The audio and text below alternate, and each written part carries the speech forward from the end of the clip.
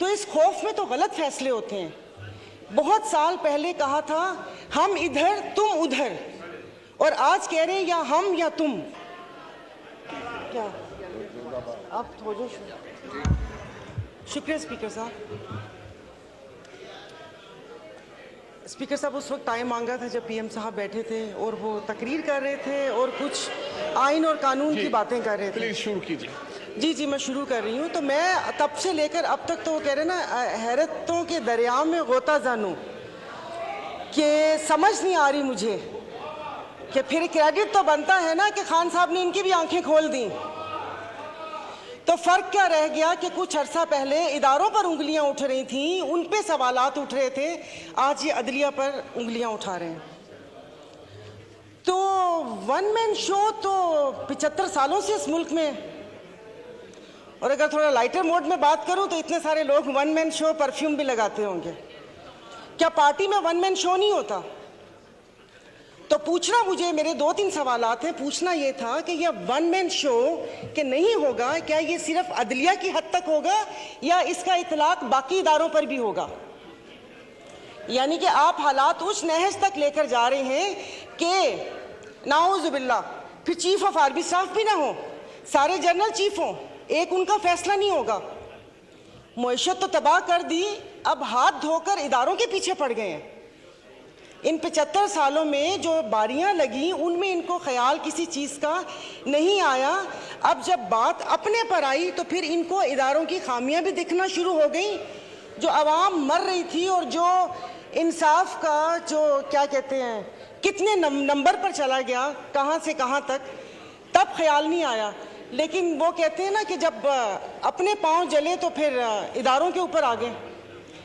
और उस वक्त से मुझे सिर्फ एक बात पूछनी है कि ये जो ऐवान है ये अवाम का ऐवान है या इनके मसाइल हल करने की जगह है? ये कल भी जब ये स्पीच हुई थी, आपने ज्वाइंट सेशन बुलाया था, मैंने कहा शायद इस बाबरकत महीने में जो अवाम सहर और अफ्तार की लज्जतों से महरूम है, उस महंगाई में पिस रही है, शायद उसकी बात होगी।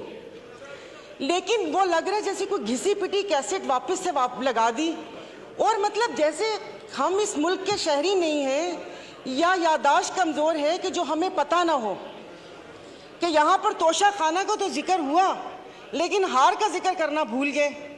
जब केस की बात हुई तो आप इनसे ये तो पूछें कि यूसुफ रज़ा गिलानी साहब के पिटीशन दायर किसने की थी? वो भी इन्होंने की थी। बड़े मियाँ साहब काला कोट पहन कर गए थे। और दूसरा हंसी भी आ रही थी और तरस भी आ रहा था कि उन्होंने एक बात की कि अल्लाह पाक हमारी आसानियां दूर करें।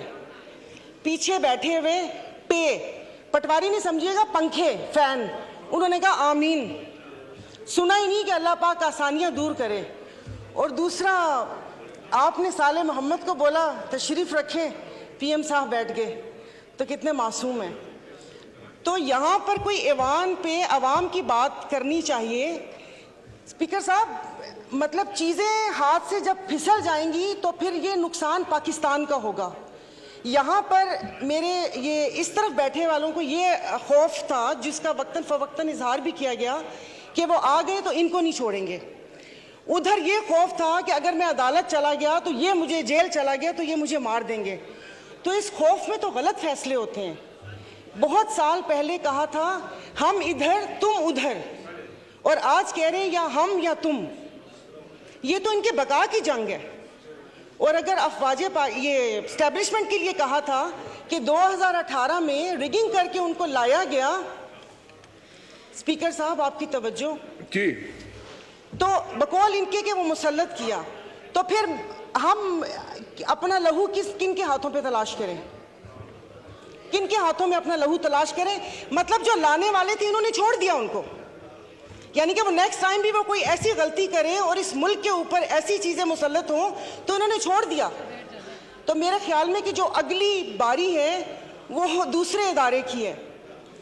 और बाकी अगर यहाँ से वहाँ गए तो वहाँ पर भी उनकी ही मदद शामिल थी, मैं बोल रही हूँ।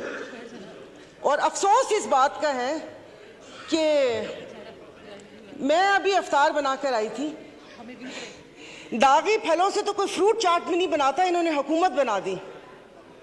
तो इनकी किसी बात के ऊपर कोई बिल, कोई चीज़ हमारी मुखालफत है, मैं इस चीज़ को नहीं करूंगी, भले वो किसी की इज्जत और तकरीम का बिल आए या ये बिल आए। और दूसरी बात स्पीकर साहब, यहाँ पर असेंबली ही पूरी नहीं है, आपकी 228 की स्ट्रेंथ ही नहीं है, तो कानून साजी कैसे होगी?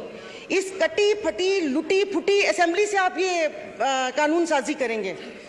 तो बाकी बस ये कि एक्सपंज बहुत सारी चीज़ें करने वाली थी जो नहीं हुई, ये पूरे के पूरी असेंबली को एक्सपंज कर देना चाहिए जो यहाँ पर बैठे हुए।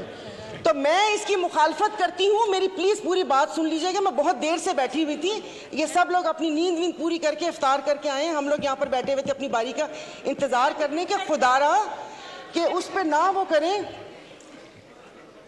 अब एक शेर बनता है डस्के पे, सुना दूंगी।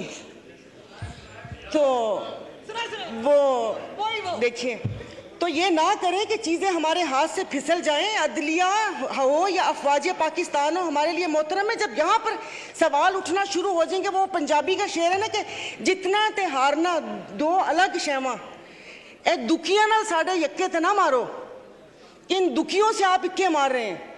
तो ये जिस तरीके से यहाँ पर बैठे हैं ना, वो डस्के का बहुत लंबा शेर है, डस्के वाले नाराज हो जाएंगे कि जिनकी फितरत में हो डसना वो डस के रहते हैं, तो डस्के वाले नाराज हो गए थे। तो प्लीज़ उसे क्या कहते हैं, ये मैं अपनी मुस्लिम लीग फंक्शनल जीडीए की तरफ से मैं इसको जो कानून साजी आप कर रहे हैं जोर ज़बरदस्ती की घप्पा घोटाला 13 जमातों के साथ, उसको मैं अपोज करती हूँ। और खुदारा मुल्क को उस नहज पर ना लेकर जाएं जहाँ पर से वापसी नामुमकिन हो। सोशल मीडिया पे आपने इसराइल का हाल देख लिया होगा कि यहाँ पर खून और कश्त का बाजार गर्म ना करें।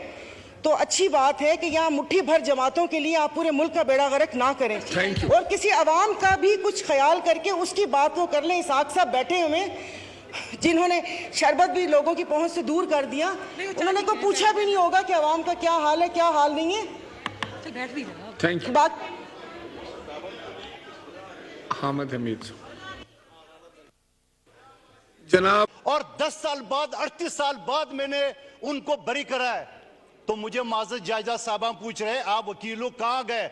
मैंने कहा जनाब ये सब्जी मंडी रोड कराची में जा रहा था, पुलिस वालों ने पकड़ को जेल में डाला। आपका जुडिशल सिस्टम ये है, एक बच्ची जो कि 23 साल पहले अस्पताल में गायब हो गई, बदल गया, नर्सों ने बदला दिया, 23 साल केस चलता रहा। जब मेरे पास 6 महीने पहले वो केस आया और मैंने कहा जनाब आला ये असल वालिदैन है, डीएनए टेस्ट भी हो चुके हैं आगा खान अस्पताल से, तो मुझे उस जज साहब ने बोला कि जनाब बच्ची तो अभी 18 साल से ऊपर हो गई है, हम अगर फैसला दे भी दे तो बच्ची आपके हवाले नहीं कर सकते। बच्चे के वालिदैन ने कहा कि हमने 4 मकानात बेचे, वकीलों के फीस दिए, मगर इंसाफ फिर भी नहीं मिला, इस वजह से कि बच्ची बालिग हो चुकी थी, फैसला हमारे हक में आ गया था 23 साल बाद, मगर बच्ची हवाले नहीं कर सका। ये है आपका जुडिशल सिस्टम। और फिर बेंच फिक्सिंग, सद के जाओ, माजी में तुम बेंच फिक्सिंग होते थे, आजकल बेंच फिक्सिंग हो गए।